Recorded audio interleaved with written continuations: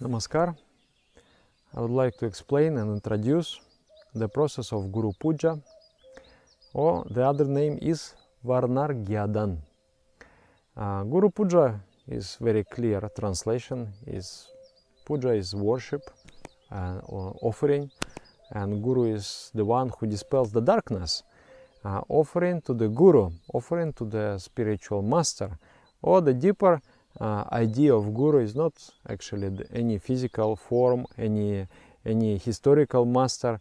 It is a cosmic consciousness, the absolute consciousness itself, which is expressing itself through the medium of the historical spiritual master. So that is Guru Puja, offering to that Guru.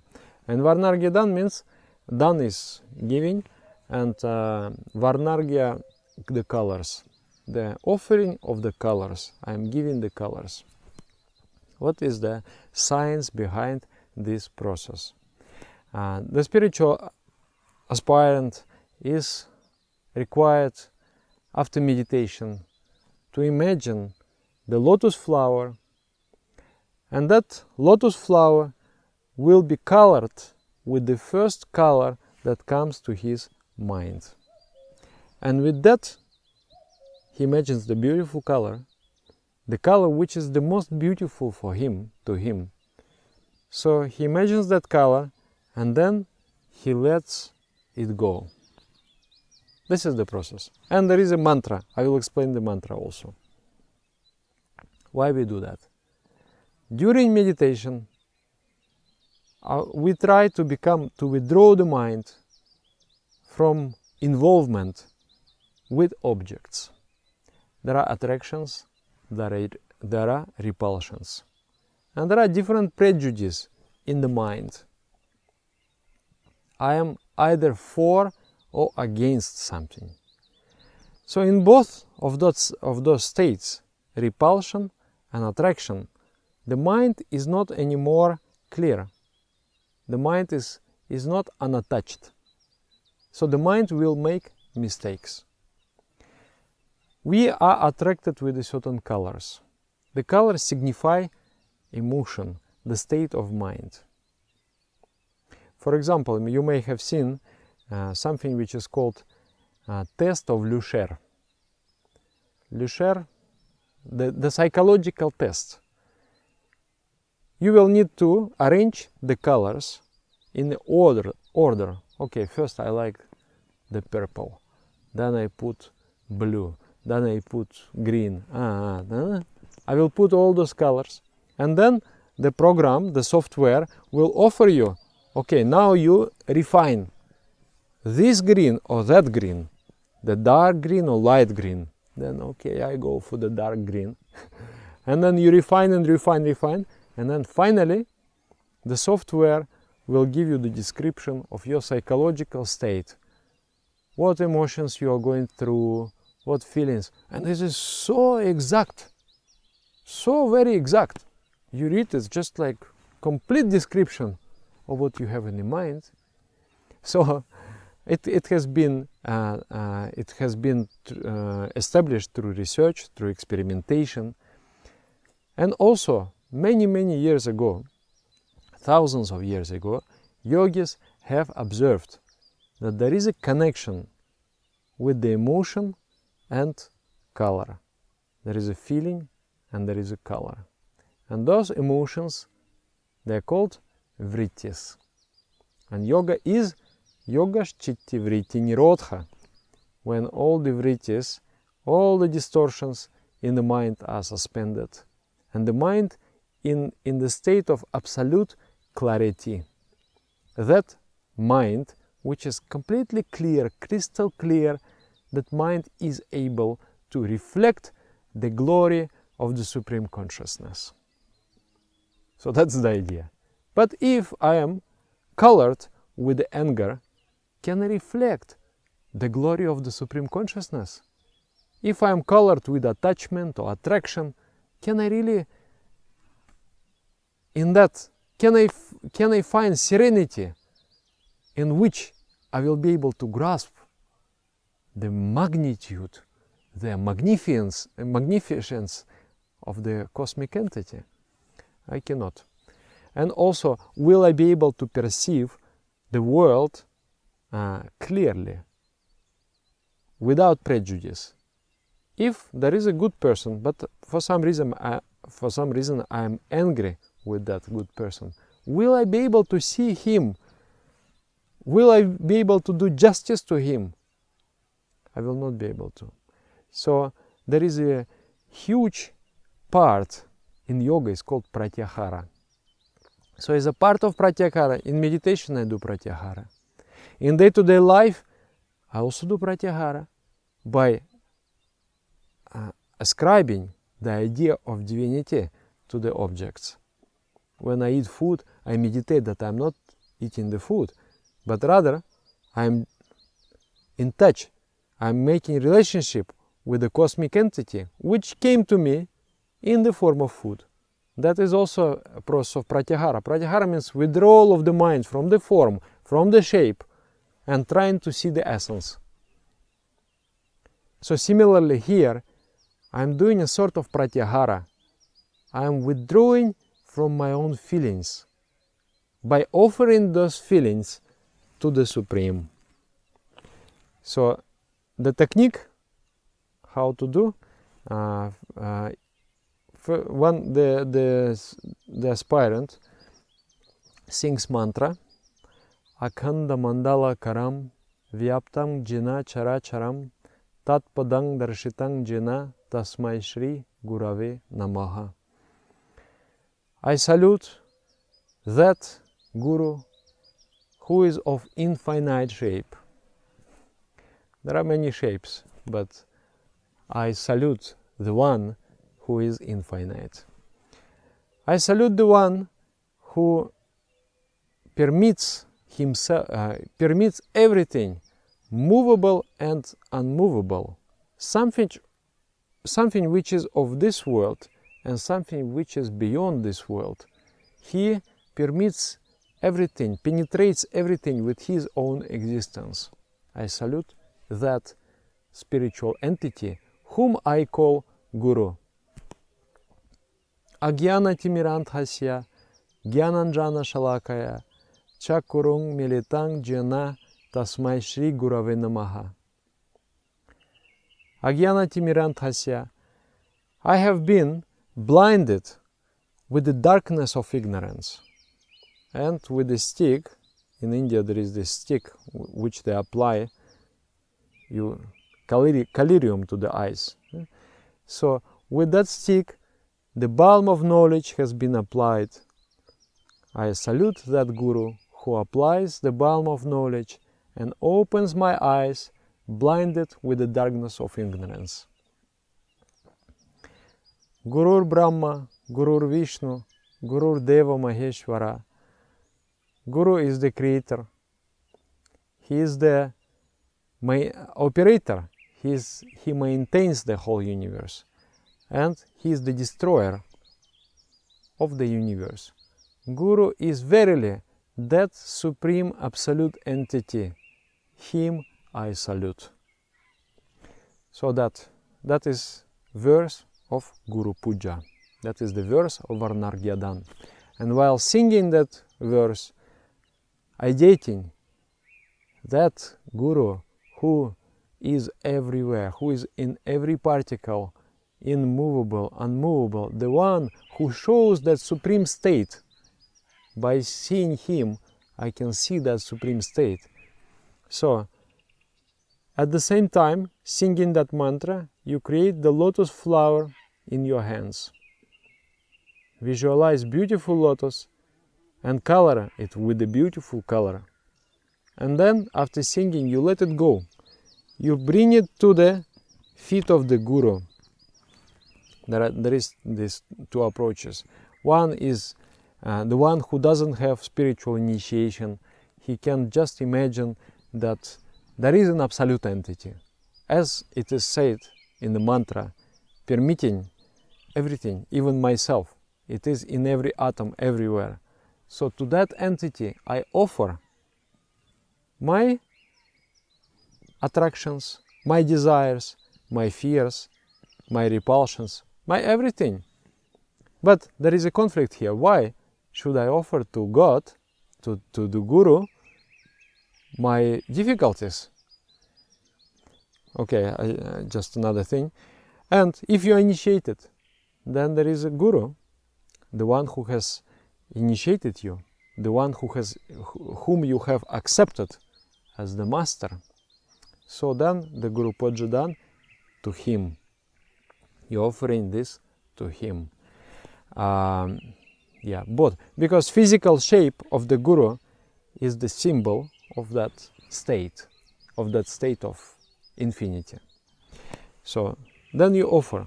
But then this idea may come that why should I offer? For example, I have some fear, or I have something, maybe I have some impurity in the mind. So why should I give it to the Guru? So if you give with this ideation, it's not very nice. You are giving the worst things from your mind. You are taking out the impurities and putting it on the Guru, the dumping it on the Guru. This is not the proper ideation. Ideation should be that actually I want to become one with you, I want to merge with you, and I want to become your ideal media. I want to become ideal tool for the expression of your beauty. So these things hold me back. They willingly or unwillingly create the distance between you and me. You know, there is this poem by Rainer Maria Rilke. He says, "Oh, my neighbor God, you live in that room, just you are my neighbor, just in that next room to me. And the wall is very, very thin. And sometimes I hear your breath there, and your breath becomes so seldom. So I wonder, if something happens, there is nobody even to give you a cup of water. Just tell me, I'm here. Just tell me, I'm here. And the wall between you and me is so thin. Why the sudden shout from mouth of any one of us will not break it? It will crumble without a sound." So this ideation. So there is I am bandaged with the different bandages. There are many obstructions on my path, but my desire is to merge with you, to become one with you. And I am letting go all my attractions. I'm letting go all of my fears, because I want to merge with you. Also, if you analyze many of your emotions, they're actually not the same as you think originally. You are angry with something, but actually maybe you want respect from that person, and that person is not giving you respect, and that's why you're angry. So you are offering that desire for respect to Paramapurusha, to the Supreme Consciousness. Oh, Supreme Consciousness, take it. I am letting it go. I am letting go this desire for respect. I am letting go this desire, that desire. So there are many, many emotions we experience. Sometimes we are going through different turmoils, and there are different desires. I am attached to something. I am attached to comfort. So that's why I'm afraid if I change the job and follow my inner calling, so I will not get enough money to maintain that comfort. So that fear comes due to attachment, for example. So to what I'm attached. So imagine that lifestyle, offer that, and be free. Be free. That's the ideal of human life. To live whatever life we need to live, but be internally free. I'm not attached to anything. I'm feeling good at home, in another country, in poverty, in richness, everywhere. I'm happy man everywhere. So that state of complete detachment and the state of complete happiness is the target of this practice of Guru Puja. So letting go. And how it is done? It is done also in the particular posture.